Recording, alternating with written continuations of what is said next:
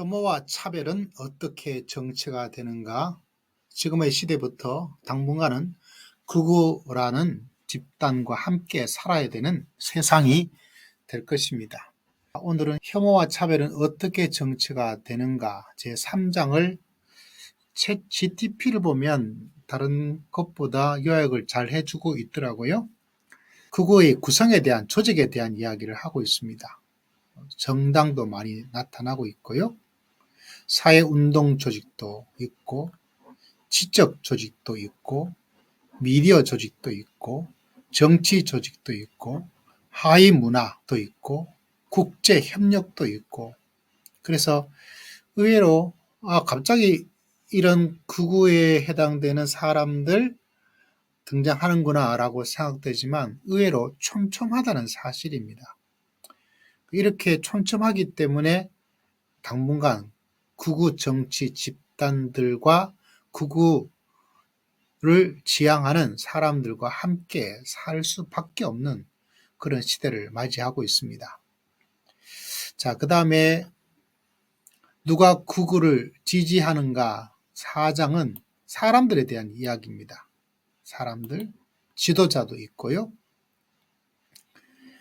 프랑스의 르펜, 미국의 트럼프, 브라질의 보우소나르라는 당원도 굉장히 많습니다. 폭력적 행동 서슴지 않습니다. 정치와 사회, 경제의 불안에서 정치적 대안을 찾는 사람들이 이 사람들은 굉장히 이념적 열정이 강하고 거리 온라인 적극적 행동을 합니다. 지금 우리가 한국 사회도 이런 당원들, 활동하는 사람들, 폭력, 특히 젊은 세대 남성의 비율을 많이 차지하고 있는 것 한국도 예외가 아니죠. 기독교인 청년들도 예외가 아닙니다. 가장 큰 뿌리는 바로 경제 사회 불안입니다. 전 세계가 동일한 흐름 가운데 있다는 거죠. 유권자들, 극우를 지지하는 유권자들은 아주 다양하다고 이야기하고 있어요. 경제적 요인들, 문화적 요인들, 대부분 이민자의 증가에 유럽은 많이 있고 정치적 올바름, political correction에 대한 반발, 말하자면 정치의 불안정이 극우를 만들고 있어요. 다시 말하자면 정치적으로 올바르다고 말을 하지만 그거 말로만 하지 본인도 지키지 않고 그리고 그게 이루어지지 않으니까 이에 대한 실망감, 이에 대한 반발이 참 안타깝지만 그렇게 극으로 치닫고 있다는 사실입니다. 참 안타깝죠. 정치적 요인들, 주류 정치에 대한 불신, 기존 정당의 무능에 대한 실망, 한국적으로 말하자면 민주당에 대한 불신, 그리고 기존의 보수 정당에 대한 불신, 그에 대한 실망감, 그 사람들이 극우로 나아갑니다. 그래서 극우 보수는 일반적인 우리가 알고 있는 전통 보수를 신뢰하지 않아요. 굉장히 투쟁적입니다. 그렇기 때문에 굉장히 불안정한 사회가 계속 만들어지게 될 것이다. 사회적 특징, 예전에는 교육 수준이 낮았다라고 하는데 요 사이는 아니에요. 못 배운 사람들이 저러는구나, 할아버지 할머니들이 저렇게 하는구나 라고 생각하고 있다면 한국도 전혀 아니죠. 기독교인들 가운데도 고학력자들 굉장히 많이 극우적 모습을 가지고 있습니다.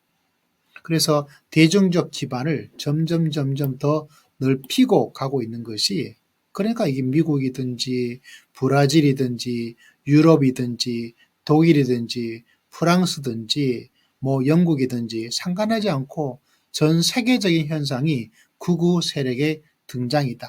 자, 5장은 어떤 활동을 하고 있는가에 대한 이야기를 하고 있습니다. 선거, 시위, 그죠?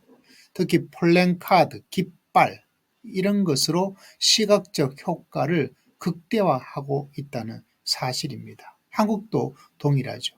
폭력, 굉장히 치명적이고 계획적인 작전으로 치명적이고 계획적으로 폭력을 행사합니다.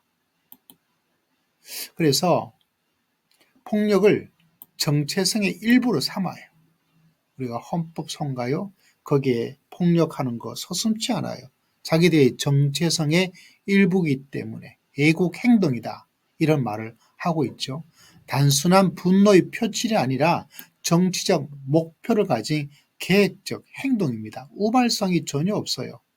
그 판사들이 이런 것들을 알고 해야 되지 우발적으로 일어난 것이다 라고 해서 여기에 참여한 사람들을 그냥 가볍게 처리를 한다면 실제로 저 정도밖에 안 되는구나 하는 것들을 기독교인도 예외가 아닙니다.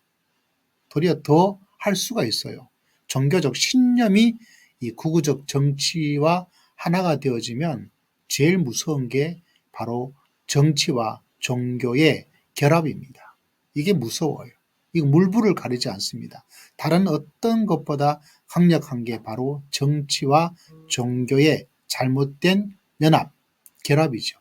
근데 그것이 한국 사회에 나타나고 있고 그것이 극우의 주류로 지금 자리를 잡고 있고 그 세력이 아주 뿌리가 깊어요. 이게 참 안타깝죠. 정체성 형성을 어떻게 형성을 하고 있는가? 로고, 깃발, 유니폼, 우리 한국에도 태극기, 그리고 미국의 성조기, 이스라엘기, 뭐 이런 것이 왜 나타납니까? 정체성을 형성하는 방식이고 정체성을 확립하고 있어요. 그리고 우리는 다르다. 우리는 저항한다. 그래서 주류 사회와 차별화를 만들고 있습니다. 그리고 우리가 진짜 국민이다. 대표성을 확보하는 이게 점점 더 강하게 이루어지고 있는 것을 바라보게 됩니다. 이번에도 국민의당에서 이런 극우에 해당되는 사람들이 당대표가 되었어요. 엄청나죠. 그래서 하면 된다라는 그런 엄청난 흐름을 사람들이 각인하게 된다는 사실이죠. 그래서 극우는 선거, 시위, 폭력, 그리고 시각적, 상징적 이미지, 행동의 이미지를 통해서 나아갑니다. 근데 교회의 정체성이 뭘까요? 챗GPT도 알아요. 다른 것이 아니라 사랑과 섬김과 예배이다. 실제로 말은 기독교이지만 껍데기만 기독교죠. 이게 제일 무서워요. 심층적 기독교가 되어야 되는데 한국 성도들과 한국 교회가 심층적이지 않습니다. 굉장히 표면적이죠. 이게 기독교의 역사예요. 성경 예수님께서도 말했던 것처럼 그들의 말하는 것과 행동하는 것, 바리새인들 행동하는 것, 가르침은 괜찮은데 행동하는 게 문제이다.